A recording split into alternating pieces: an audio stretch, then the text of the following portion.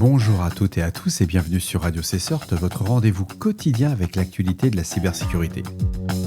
Je suis Marc-Frédéric Gomez, nous sommes le mercredi 10 septembre 2025 et au programme de ce 417e épisode, un piratage chez Plex oblige des milliers d'utilisateurs à initialiser leur mot de passe. Aux États-Unis, le New York Blood Center révèle les conséquences d'une attaque par ransomware survenue en janvier. Le département de la justice américaine tente de récupérer 5 millions de dollars en bitcoin dérobés lors d'une attaque par SimSwap. Nous parlerons aussi des cartes biométriques basées sur BioSLCOS présentées comme l'avenir du contrôle d'accès sécurisé. Un focus sera fait sur Adaptix C2, un nouveau framework open source de post-exploitation observé dans des attaques réelles par Unit 42. Nous verrons également la vulnérabilité connue sous la CVE 2025-49459 qui touche Zoom Workplace pour Windows. Et enfin, un hacker kosovar plaide coupable pour avoir dirigé le marché noir criminel blackdb.cc. Bien entendu, vous retrouverez l'ensemble des sources utilisées dans la description de l'épisode ainsi que sur le site de radiocessor.org. La société Plex a signalé une compromission de données le 10 septembre 2025. L'éditeur a confirmé qu'un attaquant a accédé à l'une de ses bases de données. Les informations concernées incluent des adresses e-mail, des identifiants, des mots de passe hachés, des données d'authentification. Plex précise qu'aucune donnée de carte bancaire n'est stockée sur ces serveurs et n'a donc été exposée. Les mots de passe affectés étaient hachés conformément aux bonnes pratiques. L'entreprise demande aux utilisateurs pourtant de réinitialiser immédiatement leur mot de passe via le site plex.tv/reset. Lors de cette opération, une case à cocher permet de déconnecter tous les appareils liés, y compris les serveurs Plex Media Server. Pour les comptes utilisant le single sign-on, il est demandé de se déconnecter de toutes les sessions actives via PlexTV/security. La société recommande également l'activation de l'authentification à 2 facteurs et elle rappelle qu'elle ne contactera jamais ses clients par email pour demander un mot de passe ou des informations de paiement.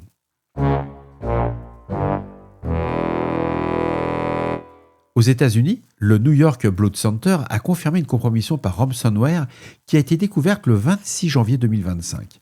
Les investigations montrent que les attaquants ont eu accès au réseau entre le 20 et le 26 janvier, donc pendant 6 jours, et ont copié certains fichiers avant de déclencher le chiffrement. Selon les documents transmis aux régulateurs du Maine, du Texas, du New Hampshire et de la Californie, 10 557 personnes sont affectées rien qu'au Texas. Le centre n'a pas communiqué le nombre total de victimes. Les données exfiltrées comprennent des noms, des informations de santé et des résultats de tests. Pour certains employés actuels ou anciens, les informations compromises incluent des numéros de sécurité sociale, des permis de conduire ou des pièces d'identité ainsi que des données financières. Le rapport d'enquête a été finalisé le 30 juin 2025 et la liste définitive des victimes a été établie le 12 août 2025. Les notifications individuelles ont commencé le 5 septembre, vous voyez, compromission janvier, et les notifications ne démarrent qu'au mois de septembre, c'est-à-dire 9 mois plus tard. Et le New York Blood Center, fondé en 1964, collecte environ 4000 produits sanguins par jour et dessert plus de 400 hôpitaux aux États-Unis. L'organisation confirme que certaines informations cliniques provenant de prestataires de santé ont été consultées lors de l'incident. Alerte générale 24 heures sur 24. Le département de la justice des États-Unis a engagé une procédure de confiscation visant 5 millions de dollars en bitcoin. Les fonds proviennent de 5 victimes de SIM-swapping entre octobre 2022 et mars 2023. Selon la division du Computer Crime and Intellectual Property Sections, les attaques ont permis aux auteurs d'effectuer des transactions non autorisées depuis des portefeuilles en crypto-monnaie. Les criminels ont déplacé les fonds volés à travers plusieurs portefeuilles avant de les regrouper dans un seul, qui a ensuite alimenté un compte sur la plateforme stake.com. Le ministère précise que plusieurs transactions étaient circulaires typiques de techniques de blanchiment d'argent. D'autres procédures récentes incluent en juin la saisie de 225 millions de dollars issus d'arnaques sentimentales en Asie et 7,7 millions de dollars gelés appartenant à des ressortissants nord-coréens impliqués dans des activités informatiques illicites. En août, le ministère a également demandé la confiscation de 2,8 millions de dollars liés au ransomware Zeppelin et de 1,9 million de dollars provenant d'escroqueries d'investissement en crypto-monnaie.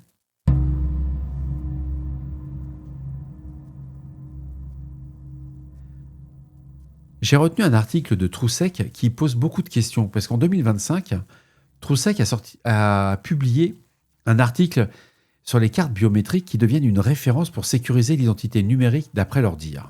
Elle intègre un capteur d'empreinte et un système d'exploitation dédié comme SLCOS ou BioSLCOS, et cette vérification s'effectue directement sur la carte grâce au Match on Card. Les données biométriques ne sortent jamais de l'appareil, et en Europe, le marché de la biométrie atteignant 11 milliards de dollars de chiffre d'affaires en 2023, et il devrait tripler d'ici 2030 avec une croissance annuelle de 19%. Il faut savoir qu'aujourd'hui, 81% des intrusions proviennent de mots de passe faibles. Les fraudes par SIM-swap ont bondi de 400% entre 2020 et 2023, et les nouvelles règles EIDAS 2.0 imposent désormais une authentification forte et matérielle. Les cartes biométriques offrent une protection locale. Pas de phishing, pas de détournement de SIM, pas de fuite réseau. Le taux de précision dépasse les 99%. L'expérience utilisateur est simple, une empreinte suffit. Elle fonctionne même hors ligne dans les zones isolées ou sécurisées. TrueSec propose des cartes fabriquées en Europe. Elles sont conformes au RGPD et à EIDAS. Elles reposent sur BioSLCOS, compatible Java Card et Global Platform. Elles intègrent déjà une feuille de route vers la cryptographie post-quantique. Les cas d'usage se multiplient. Infrastructures critiques, transactions financières conformes DSP2, portefeuille cryptographique et environnement sans téléphonie mobile. Bon bref, ça fait un peu trop publicité. Ce que j'ai trouvé dommage dans cet article, et c'est pour ça que je l'ai retenu, c'est qu'à aucun moment, ils n'ont parlé des compromissions avec l'IA, la possibilité de générer des faux ordres, etc. Il y a beaucoup de choses qui m'ont semblé surprenantes, mais intéressantes si on s'intéresse un petit peu à la sûreté.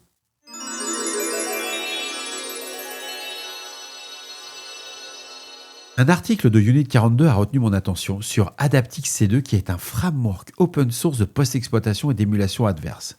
Repéré pour la première fois en mai 2025, il a déjà été utilisé dans plusieurs attaques réelles. Ce framework permet d'exécuter des commandes, de manipuler des fichiers et ainsi que d'exfiltrer des données et de maintenir une présence sur les machines compromises. Je vous le recommande fortement, il y a un très très bon niveau technique. Il dispose de fonctions de tunneling avancées comme le proxy SOC S4 et SOC S5 et le port forwarding.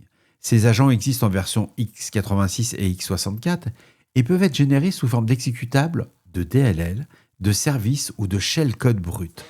Il prend en charge les beacon object files. Il permet aux attaquants d'injecter le code personnalisé directement dans le processus de l'agent. Il faut savoir qu'Adaptix C2 chiffre sa configuration avec un RC4 et par défaut, le profil HTTP communique avec l'adresse 172.16.196.1 sur le port 4443. Le tout en HTTPS, il utilisera la méthode POST avec l'URI /uri.php avec le paramètre xbeacon-id et un user agent de Firefox. Alors, il y a 2 scénarios qui ont été documentés dans l'article. C'est vraiment l'article type en CTI qu'on adore lire. Le premier passe par du phishing qui se fait passer pour du support informatique sur Microsoft Teams. Les victimes ont lancé Quick Assist, ce qui a permis aux attaquants d'installer un loader PowerShell, on en avait déjà parlé. Ce script télécharge une payload depuis un service légitime, le déchiffre et l'exécute directement en mémoire. C'est juste une tuerie. La persistance était assurée par un raccourci placé dans le dossier de démarrage. La configuration du beacon pointait vers le domaine tech-system.online sur le port 443 avec un user agent Chrome. Et le second scénario, alors lui c'est encore pire, ça se repose sur un script PowerShell généré par IA. Celui-ci combinait une injection shellcode en mémoire et une persistance par DLL hijacking, utilisant le fichier msi-mg32.dll dans le répertoire AppData. Une clé de registre run appelée updater relançait automatiquement le loader à chaque démarrage, et les campagnes observées montrent que Adaptix C2 est de plus en plus utilisé par des acteurs malveillants. C'est clairement une dinguerie leur truc. Et dans certains cas, il a été déployé aux côtés du ransomware Fog, notamment lors d'une attaque contre une institution financière en Asie. Des indicateurs de compromission ont été publiés, incluant des hashes de script PowerShell, de binaires, ainsi qu'une liste de domaines comme protoflin.com ou Picasso, alors Picasso avec un seul S, ça fait Picasso, softail.shop. Des règles Yara dédiées sont également disponibles pour détecter les beacons et les loaders. En tout cas, bravo aux équipes de Unit 42, c'est vraiment un super boulot.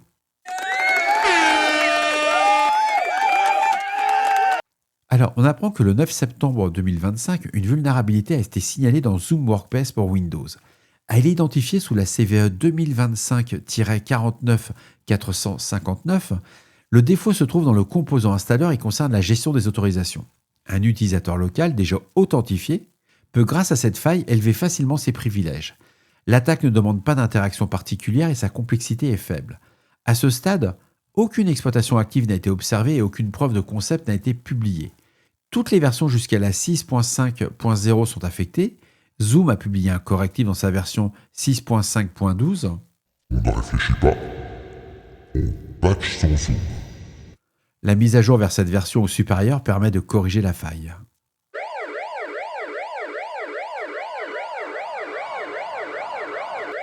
Le 9 septembre 2025, le ressortissant kosovar Leridon Mazurica a plaidé coupable aux États-Unis pour avoir dirigé le site blackdb.cc.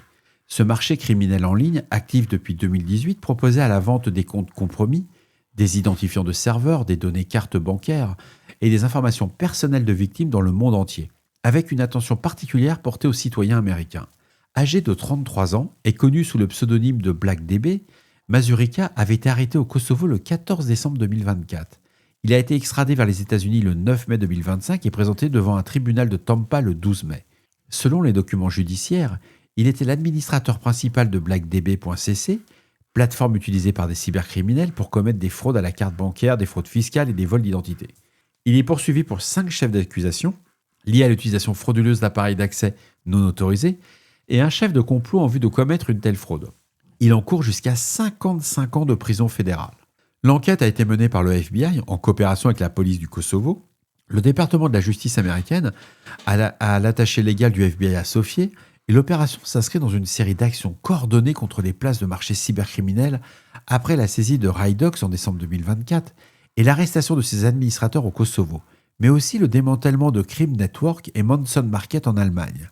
D'autres opérations récentes ont visé Bridge Forum et le forum XSS dont les responsables présumés ont été arrêtés en France et en Ukraine. Et voilà, cet épisode de Radio Cesseur du mercredi 10 septembre touche à sa fin. J'espère qu'il vous apportera des informations claires et utiles.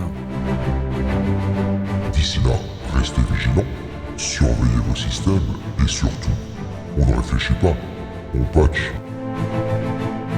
On se retrouve demain pour un nouvel épisode. Prenez soin de vous. Je vous embrasse très fort. Au revoir.